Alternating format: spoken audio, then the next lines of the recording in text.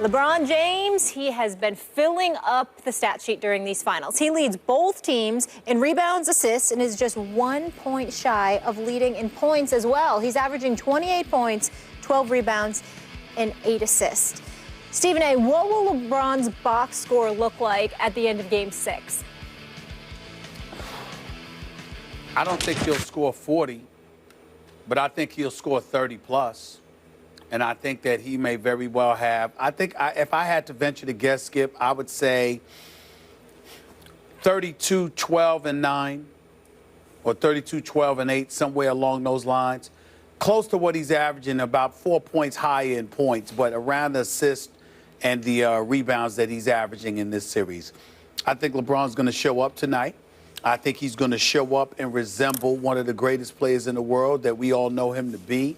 And I think that it's going to be a combination of him looking for his numbers like he did in his putrid performance in Game 4, but also with a laser-like focus indicative of what we saw from him in Game 5. And I think the combination of those two things are going to lend itself towards us acknowledging that he went down swinging. He didn't go down in tepid or timid fashion.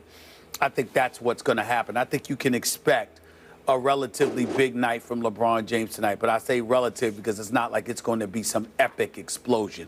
In the end, you will look at him. He will make sure you recognize his presence is known. He will respond. I always say nobody can stuff a stat sheet better than King James can. He is triple doubles waiting to happen. He is so gifted in so many ways that it can be misleading, as you know, from game to game, Stephen A., because he rolls out of bed and he can rebound and assist his way to a triple-double, because we know he's going to score at least 20-something, maybe not 40-something. But in that Game 4 box, he went for 25, 13 rebounds, 9 assists. He also had 7 turnovers. What didn't show in the final box, unless you studied the play-by-play, was obviously in the fourth quarter, LeBron got a little putback dunk on an offensive miss by Kyrie. That put them up 83-81 with about 10 minutes to go in the game in King James' house. And you know what didn't happen for the rest of the next 8 minutes? No King James. Disappeared, 0 for 2, no impact. Golden State outscored Cleveland in the Kings' house 15-3, and that was basically game over at the 2-minute mark. And then LeBron scored, I think, 6 more points after that, and they almost felt like garbage time points as Steph just made his free throws that kept them at bay. So I'll give you this. I think the 25 he scored in Game 4 goes to 30 tonight. I'll go with the 13 rebounds again. That seems about average for him, which is great. I'll give you 10 assists over 9. I'll give you the triple-double. But what I do see regularly from LeBron on games of magnitude, games of great expectation for him, especially at home, I see him try too hard, force too many things, and give up the basketball too much. I'm going to go from 7 turnovers he had in Game 4. I'll go to 8. Iguodala seems to bother him, slapping the ball out of his hands. Draymond seems to bother him, just discombobulating him, knocking the ball loose. Maybe LeBron tries a pass he shouldn't try. I'm going 8 turnovers that I say will be difference-making for Golden State tonight in LeBron's house. Well,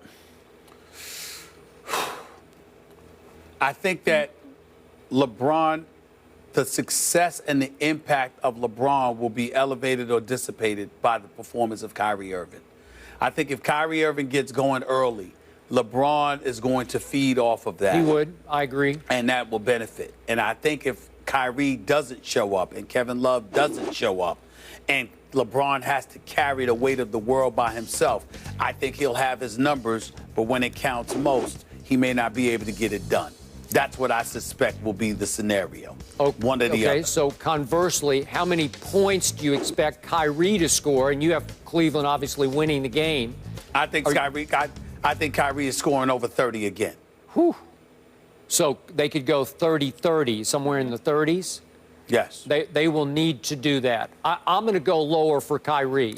I'm going to go in the low 20s tonight. I say he'll have more of an off night. I haven't seen him be able to sustain it quite the way.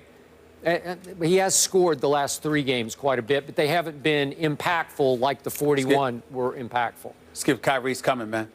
Kyrie's coming. He's been coming. And he's been putting it on him, and including Steph Curry. He's coming. He's not going to diminish and dissipate as the season wanes. I don't see that. Kyrie ain't built like that. Kyrie is going to show up. Well, you're making a case that Cleveland should win convincingly tonight. Well, right? win. You said I don't by know 7. whether convincingly or not. I'm too tired to sit up there and come up with that. It doesn't matter whether it's close or by a large margin. Who cares? You know what? I care as a viewer. I would like to be entertained just one night of this finals. I'd like a thriller. Just once.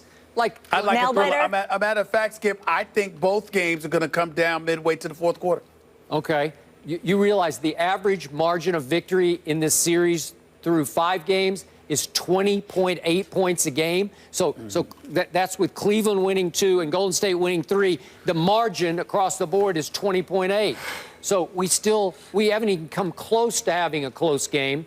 And sometimes the sort of the chemistry between the two teams, some teams just play barn burners every game. It's just the way it goes. These teams don't.